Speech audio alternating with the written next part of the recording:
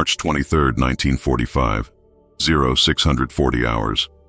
Hauptmann Friedrich Steiner stands in the empty hangar at Forward Airfield Sector 12, 15 kilometers south of Regensburg, Bavaria.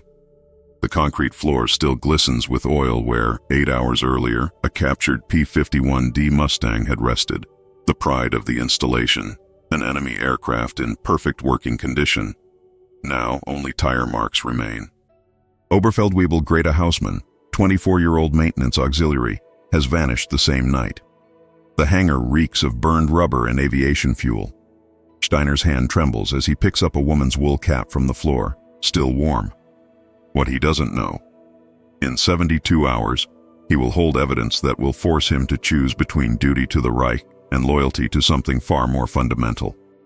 He will discover that the greatest act of treason in Luftwaffe history was also the most profound act of courage. And he will face an impossible question. Does he write the report that will send a woman to execution? Or does he become complicit in saving the lives of 300 enemy soldiers? Oberst Wilhelm Krauss, airfield commander, stands beside Steiner in the frozen morning air. She stole our trophy, Friedrich, our one functional enemy aircraft. This is not desertion. This is theft of military assets during wartime. Find her. Document everything. The consequences must be exemplary. His voice carries the exhaustion of a military collapsing from within. Steiner knows the protocol. Theft of military aircraft equals immediate execution upon capture, no trial, no appeals, just a bullet and an unmarked grave. He opens his investigation notebook, fountain pen freezing in the March cold, and writes the first line. Subject, Oberfeldwebel Greta Hausmann. Charge, grand theft of military aircraft, potential desertion, suspected enemy collaboration. The words feel heavy. He has known Hausmann for 7 months. Competent. Quiet, meticulous in her work. Not the profile of a traitor. But then again, traitors never look like traitors until the evidence stares you in the face. 3 months earlier, December 1944, the Mustang had arrived at Sector 12. Shot down during a reconnaissance mission over Bavaria, the aircraft had glided into a farmer's field with minimal damage. Engine intact, fuselage undamaged. The American pilot, Lieutenant Christopher Bennett, had been captured immediately, now residing in prisoner of war Camp 7, 30 kilometers north. The P-51D became a curiosity, a symbol.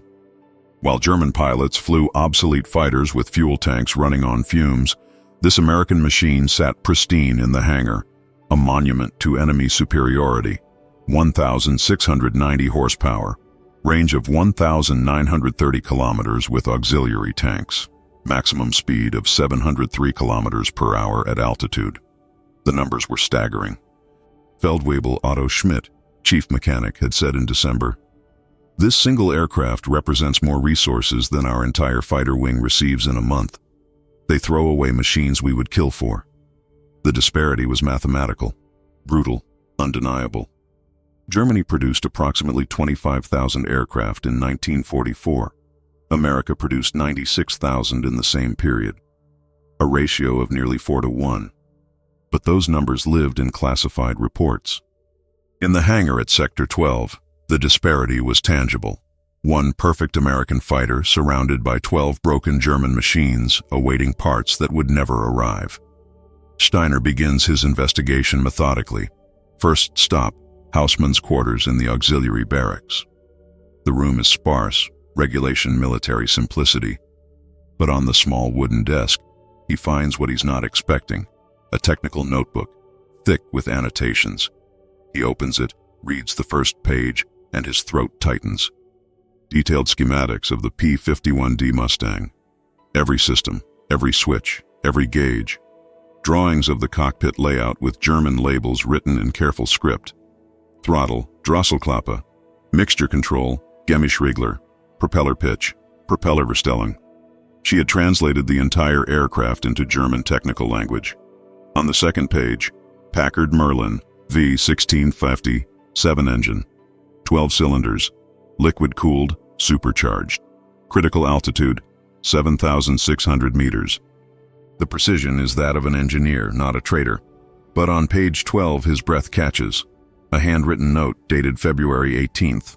If mathematical calculations are correct, full internal tanks plus 2 75-liter drop tanks equals range of approximately 2,100 kilometers. Sufficient to reach coordinates 50.3 north, 11.1 east, make 3 reconnaissance passes, and still reach Allied territory with fuel reserve. Question: is saving 300 lives worth one act of treason? The coordinates mean nothing to Steiner yet, but the question burns into his mind like a brand.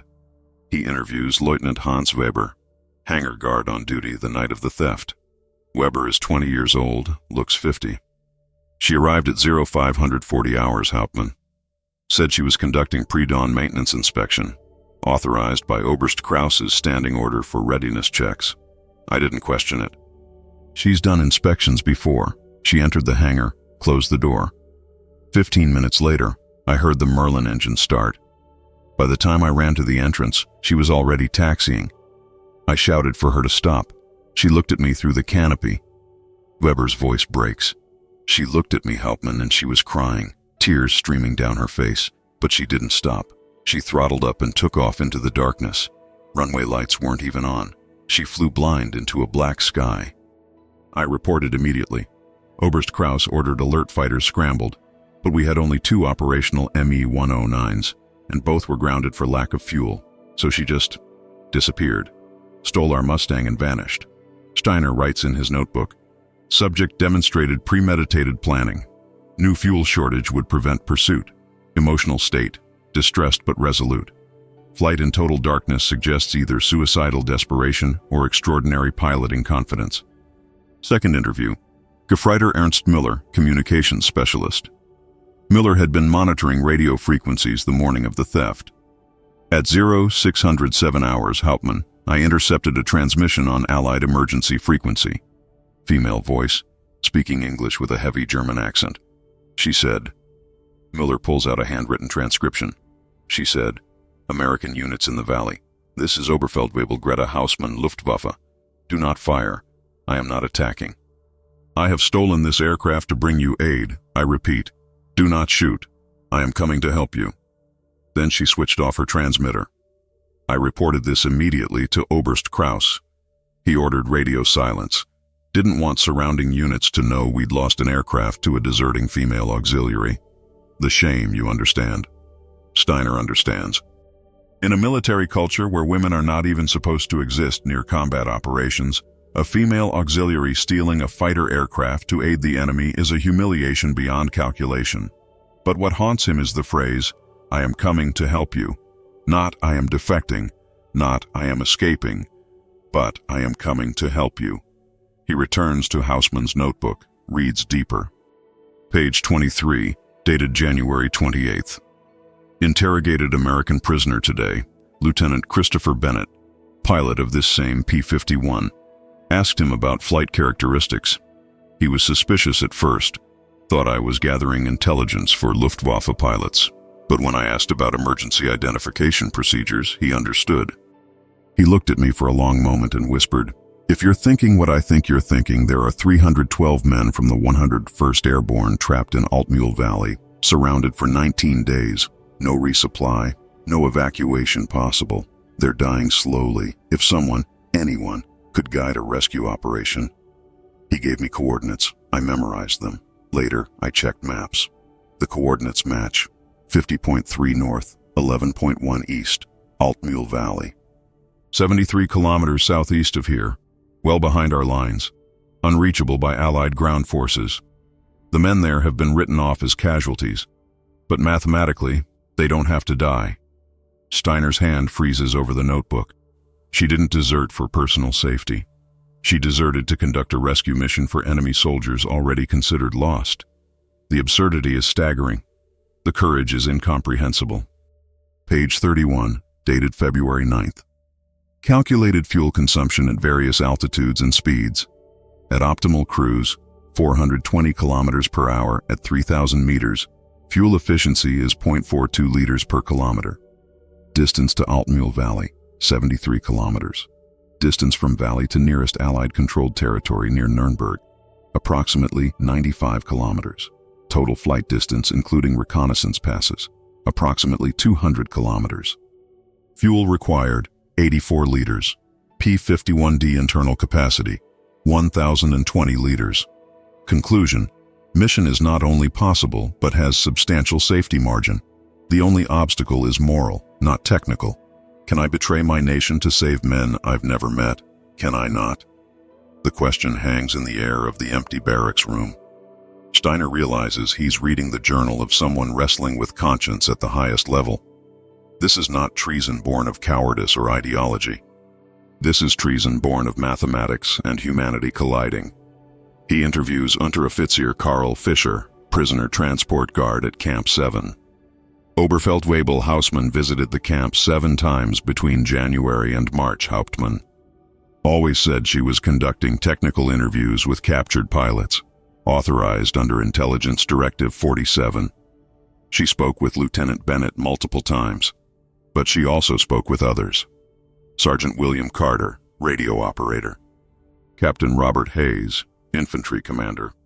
She asked strange questions, not about tactics or equipment, but about coordinates, identification procedures, radio frequencies for emergency medical evacuation.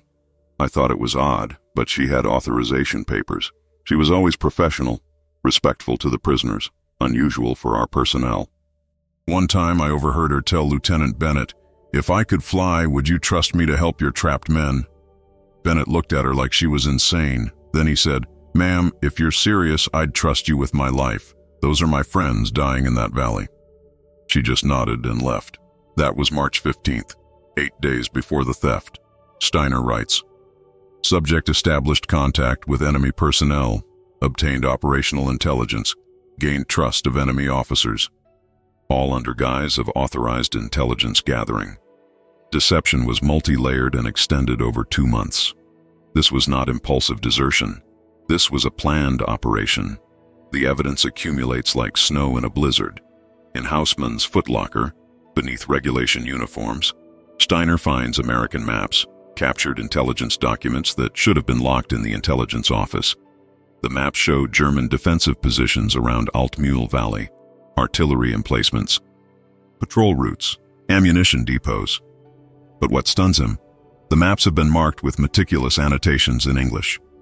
Heavy MG nest, 57 meters north of road junction.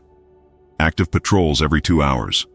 Artillery battery, coordinates 50.28 north, 11.09 east, 1288mm guns, ammunition critically low.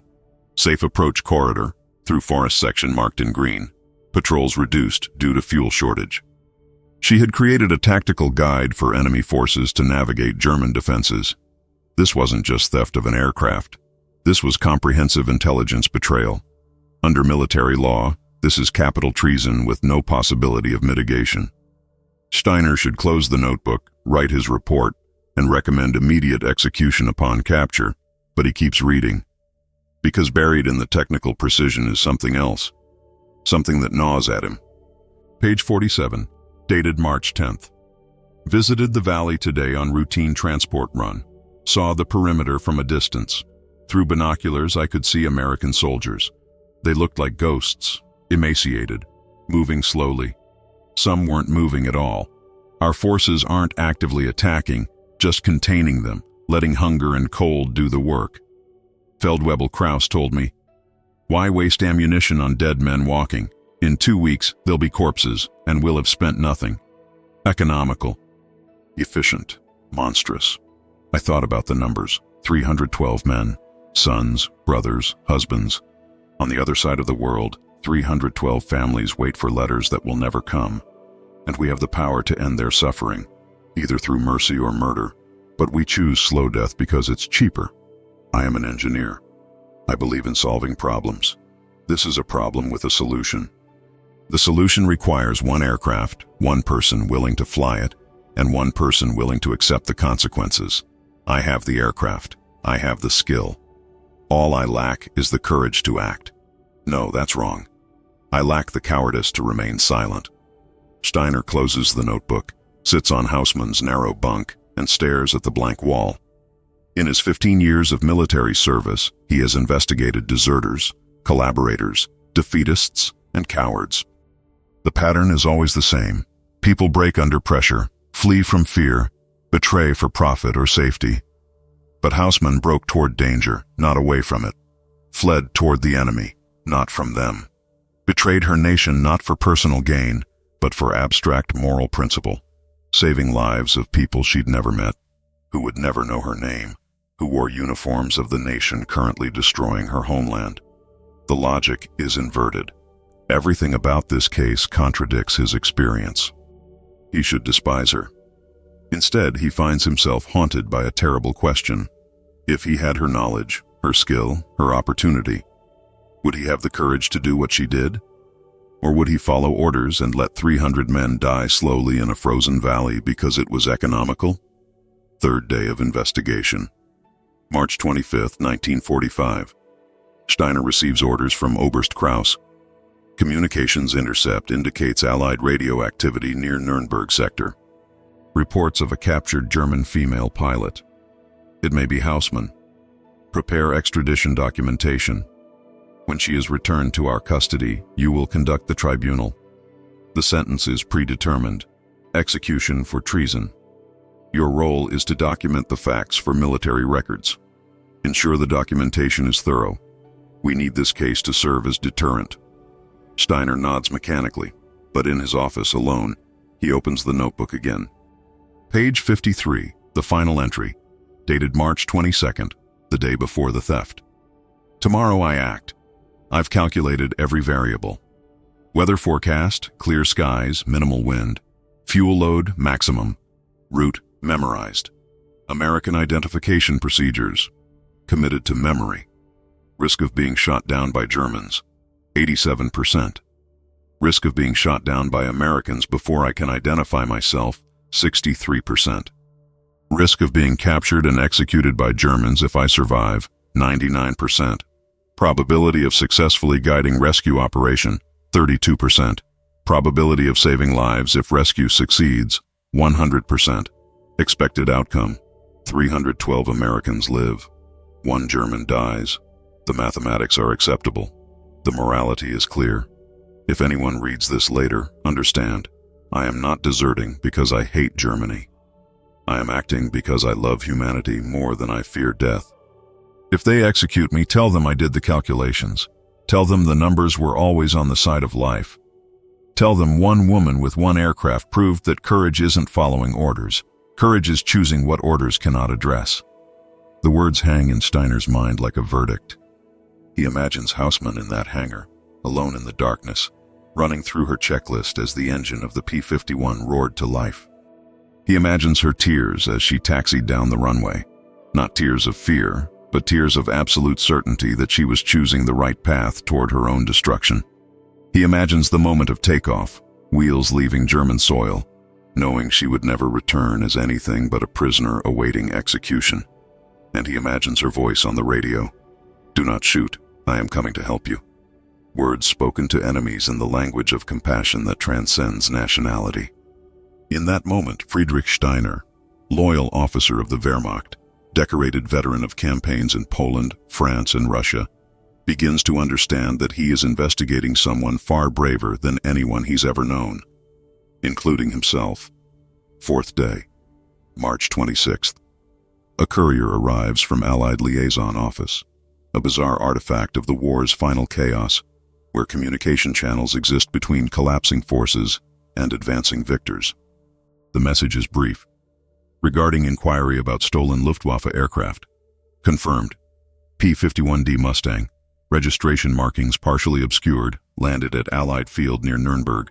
March 24th, 0912 hours. Pilot. German female. Identified as Oberfeldwebel Greta Hausmann. Aircraft delivered intact. Pilot surrendered voluntarily. No resistance. Currently held for interrogation. Per Geneva Convention protocols. Repatriation for prosecution available upon request. However, note attached testimony from rescued personnel. Steiner's hands shake as he opens the attached documents. The first is from Captain Robert Hayes, commander of the trapped American unit. On March 23, 1945, our unit, 342 personnel of the 101st Airborne Division, was surrounded in Altmühl Valley, Bavaria. Cut off for 23 days, supplies exhausted, casualties mounting, 47 dead from wounds, starvation, and cold. No hope of rescue or resupply. We were writing final letters, preparing for capture or death. At 1340 hours, we heard aircraft engine. Expected bombing run. Instead, a P-51 Mustang with crude German markings appeared, flying low. The pilot, female voice on radio, transmitted in broken English. American soldiers, I am Oberfeldwebel Greta Hausmann. I stole this aircraft. I am bringing maps and medicine. Do not shoot. We thought it was a trap. She made 4 passes, dropping wrapped packages tied to parachutes made from torn fabric. The packages contained German tactical maps showing enemy positions, medical supplies, and a handwritten note. Evacuation route marked in green. German patrols reduced due to fuel shortage. Artillery battery has only 32 shells remaining. Attack at 0300 hours, March 25th. I will guide you by radio. We still didn't believe it, but the maps were accurate. The intelligence was precise. At 0300 hours, March 25th, she returned, circling above German positions, transmitting locations of machine gun nests, directing us through defensive gaps. Her radio calls guided 295 survivors to Allied lines. 47 had already died. But 295 lived because one German woman chose treason over complicity. I've commanded men in 3 campaigns. I've never witnessed courage like hers. She knew she was signing her death warrant. She did it anyway. If you execute her, you execute the bravest soldier I've encountered in this war, regardless of uniform. The second testimony is from Lieutenant Christopher Bennett, the P-51's original pilot. I was shot down in December, captured, became prisoner at Camp 7. Oberfeldwebel Hausmann interviewed me multiple times, I thought for intelligence purposes. But in February, she asked about flight characteristics of the P-51. Not tactical questions, operational questions. How does she handle in crosswinds? How sensitive is the rudder trim? What's the stall speed with drop tanks? I realized she was learning to fly my aircraft. I should have reported her. Instead, I told her everything. Because she told me why. She'd seen our trapped men in Altmühl Valley, seen them dying slowly, calculated that she could fly my Mustang to guide a rescue. I told her the coordinates, gave her radio frequencies, taught her emergency identification procedures. I committed treason against my own capture status because I believed her. On March 24th, she landed at our airfield, delivered my aircraft intact, and surrendered. The base commander asked why she'd returned. She said, I gave my word I would return the aircraft undamaged. The mission is complete. I accept the consequences. She literally flew into enemy territory, saved 300 men, and then surrendered because she'd promised to return a borrowed airplane. I don't know if such a person can even be called a traitor. I think the word for her is something else. Something we don't have in military vocabulary. Steiner reads the documents 3 times. The numbers are undeniable. 295 American soldiers alive who should be dead. 1 German woman imprisoned, awaiting execution. The mathematics are exactly as Hausmann calculated. 1 life for 300. But the morality is where his training and his conscience collide like tectonic plates. He is supposed to write a report recommending execution. That's his duty. That's his oath. But he cannot stop thinking about her final journal entry. The numbers were always on the side of life. He looks at his own reflection in the window of his office. A man who has followed orders for 15 years, who has done his duty without question, who has believed that military discipline is the foundation of civilization. And he sees, perhaps for the first time, the difference between obedience and morality. They are not the same thing. They have never been the same thing. And in this moment, Friedrich Steiner must choose which one he serves. He writes his report over 8 hours. The document is 43 pages long, meticulous, comprehensive, devastating. He documents every piece of evidence, the technical notebook, the stolen maps, the interrogations of prisoners, the fuel calculations, the testimony from American personnel, the Geneva Convention protocols, and at the end, where he must write his recommendation, His pen hovers over the paper for 22 minutes. The regulation recommendation is clear. Subject committed grand theft of military aircraft, intelligence betrayal, and active collaboration with enemy forces during wartime. Recommend immediate execution upon repatriation. No mitigating circumstances exist. That's what he should write. That's what his superiors expect. But he thinks about Hausmann crying in the cockpit as she stole the Mustang.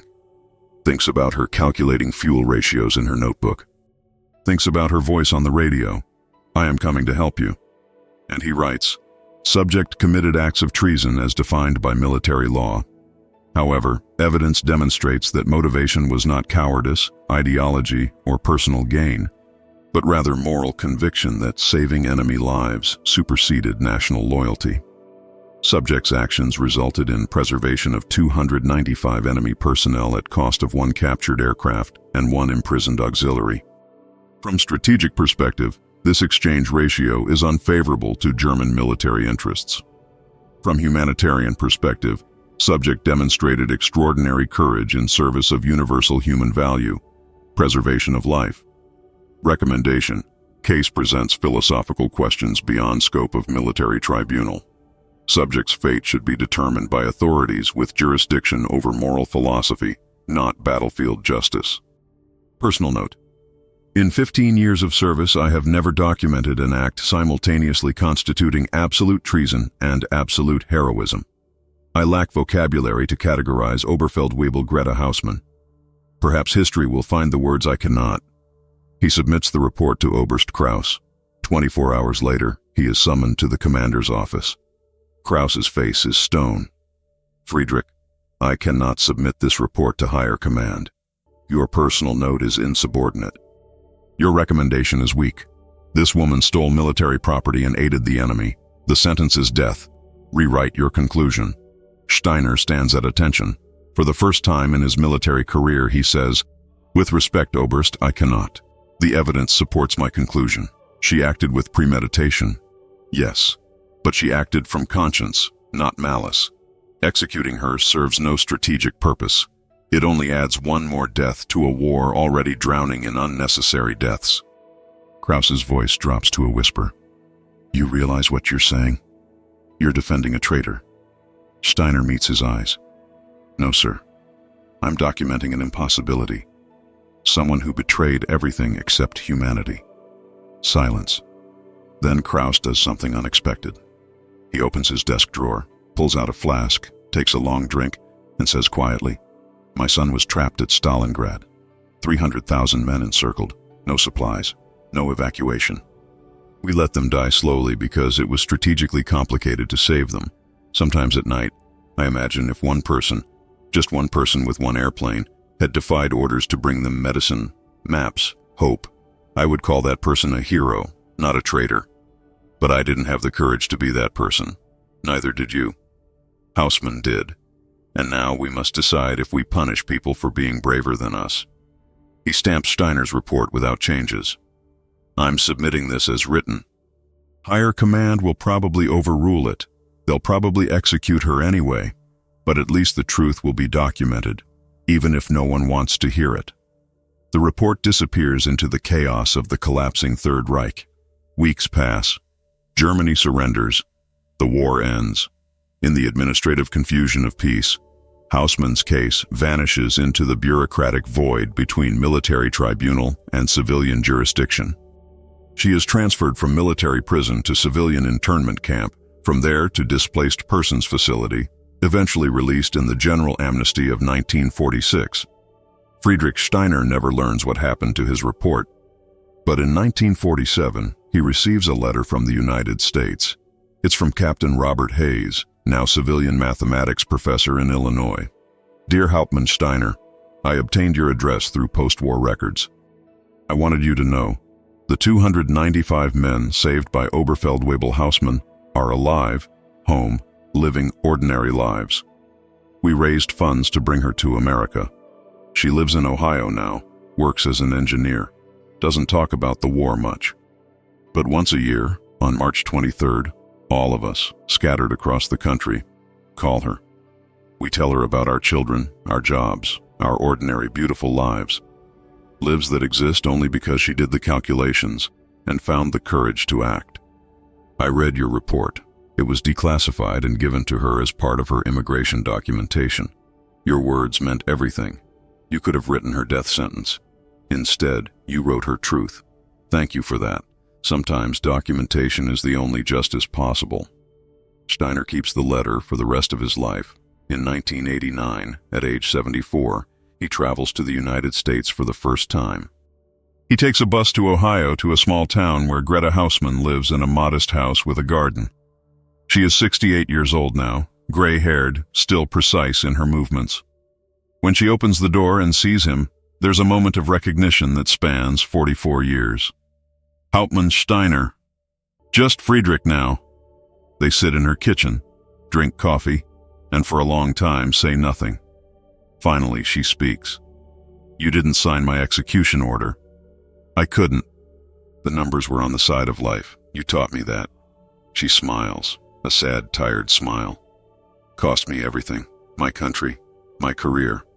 My name was dirt in Germany for decades. Traitor, deserter. They spit when they said it. Steiner nods. I know. But here's what I learned. You saved 295 lives. Those men had children. 67 children at last count, according to Hayes. And now some of those children have children. So your one act of treason has resulted in... He does the calculation on a napkin. Approximately 134 human beings who exist because you stole an airplane 44 years ago. The mathematics keep expanding. Every year, more life branches from that one decision. You didn't betray Germany. You invested in humanity. Compound interest on courage. She cries then. Quiet tears of someone who has carried a burden alone for decades. Do you know what the hardest part was? Not the theft, not the flight, not even the surrender. The hardest part was afterward, when people asked why. How do you explain to someone that you calculated the value of lives and found that enemy lives and friendly lives weigh exactly the same? How do you make them understand that patriotism without humanity is just organized murder? Steiner reaches across the table, takes her hand. You don't explain. You document. You leave evidence. You let the numbers speak. And you hope that someday someone calculates the sum and understands. They sit in silence as the Ohio afternoon light streams through the kitchen window. Outside, children play in a neighborhood park, descendants of men who should have died in a frozen German valley. Inside, two old people who once wore different uniforms share the quiet understanding of those who witnessed the moment when conscience and duty diverged, and chose conscience knowing it would cost them everything. In 1993, Greta Hausmann dies at age 72. Her funeral in Ohio is attended by 47 elderly men, survivors of Altmühl Valley, now in their 70s. They carry her casket. They tell stories. Captain Hayes, now 81, delivers the eulogy. This woman committed treason. This woman saved my life. Both statements are true. Both statements are inadequate. What she actually did was prove that a single person with courage, skill, and a calculator can redefine what loyalty means. She was loyal, not to a flag or a regime, but to the mathematical fact that human lives are human lives regardless of the uniform they wear. Today we don't bury a traitor. We don't bury a hero. We bury the woman who taught us that sometimes the bravest thing you can do is steal an airplane and fly toward the people who are supposed to be your enemies, because the real enemy is the part of us that can calculate the cost of bullets but not the value of lives. The American flag on her casket is folded with military precision. Beneath it, they place a German flag, a gesture of reconciliation. And beneath both, they place a single photograph, Greta Hausmann, at age 24, standing beside a P-51 Mustang, before she knew it would become her instrument of treason and salvation. In 2004, the German government issues a posthumous statement regarding Oberfeldwebel Greta Hausmann. It's not a pardon. Her actions remain technically criminal under military law, but it's an acknowledgement.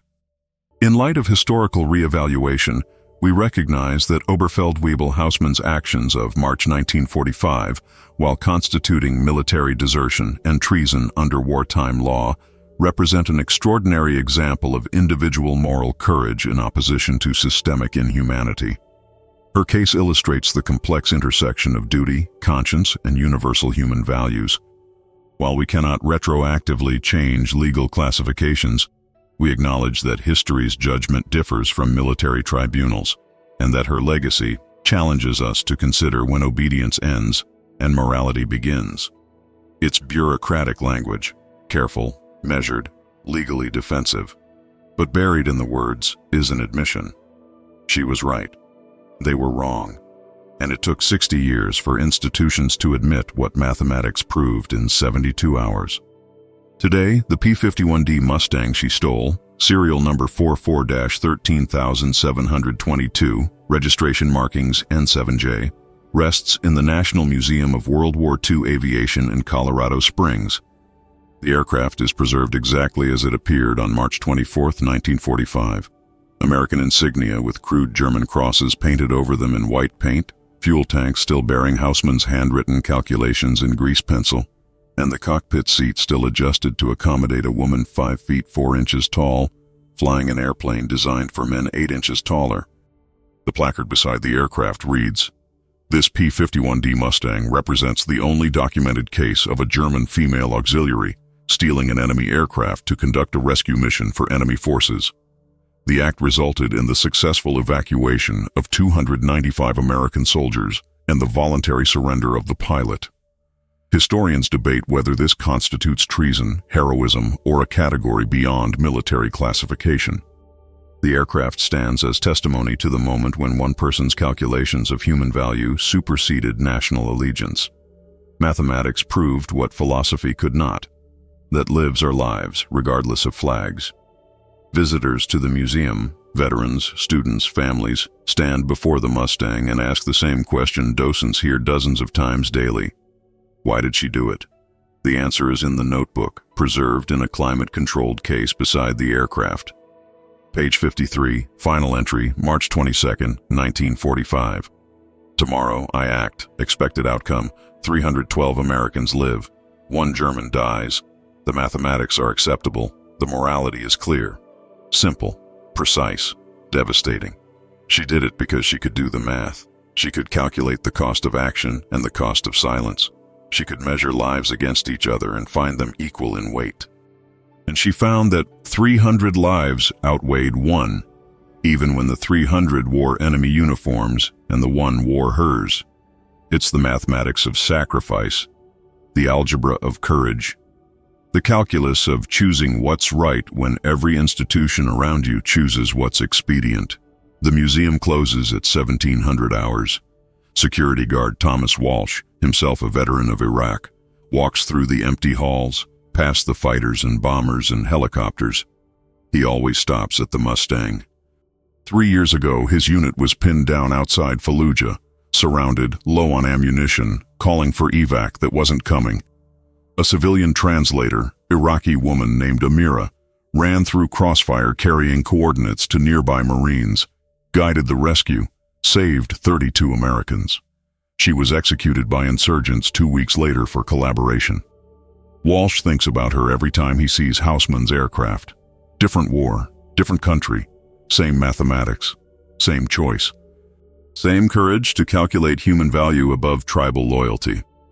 He touches the propeller blade gently, ritual he performs every evening, and whispers, "Thank you for showing us it's possible." Then he turns off the lights, locks the doors, and goes home to his wife and daughters. Lives that exist in a world where, occasionally, someone does the impossible calculation and chooses correctly. The lesson of Oberfeldwebel Greta Hausmann is not complicated. It's just uncomfortable. She proved that conscience and duty are not synonyms, that loyalty to humanity can require disloyalty to nations, that courage sometimes means becoming a traitor to your tribe in order to remain loyal to your species. She stole an airplane, saved 300 men, and surrendered into the machinery that would label her criminal. She knew the cost, she did the math, and the math said, 300 lives for 1. The equation balanced, the morality clarified, the courage required was absolute. And in the end, 44 years later, sitting in an Ohio kitchen with the investigator who could have killed her but chose to document her instead. She said the truest thing either of them ever heard. The hardest calculations are the ones where your life is a variable you have to subtract to make the equation work. Friedrich Steiner died in 2001 at age 86. His last words, according to his daughter, were, "Tell Greta the numbers were always on the side of life." But Greta was already 8 years gone by then, buried under flags of nations that never quite knew whether to honor or condemn her. So the message went undelivered, except in the way it was already delivered, through 295 lives, 134 descendants, and countless strangers standing in museums, reading her notebook, and understanding for the first time that treason and heroism are sometimes the same mathematics, solved by different people with different courage to accept what the numbers reveal.